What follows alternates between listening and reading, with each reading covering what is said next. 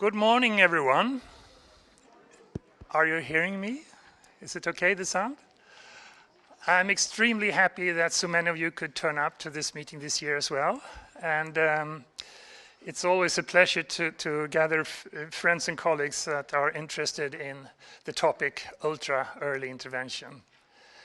And I think this is the 7th year we have it, or something like that. And this year it has been a little bit more tricky because we've been even more involved in research projects, so we have had a little less time for preparation, and some of you might have noticed. I apologize for that.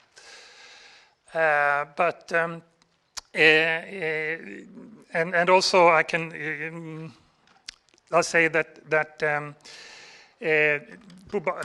I'm very confident that I was actually hesitant if we were able to have this conference this year because of this extreme workload burden we had both clinically and scientifically. And but my new boss, Bubba Hallberg, said, "You just have to." But I don't have time.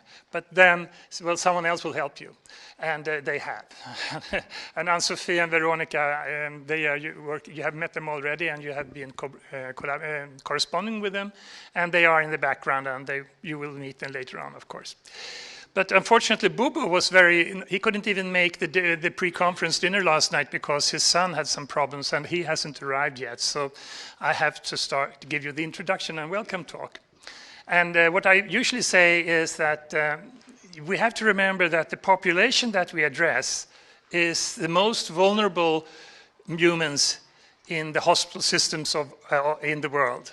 I mean, I cannot think of any other patients that are as vulnerable and fragile as our patients. And I think that is very important to remember. We know it ourselves from clinical practice, but I think we should express this to the general public, so that they can understand why it's so important with not only saving lives, but also thinking of the long-term development of these infants, brain care.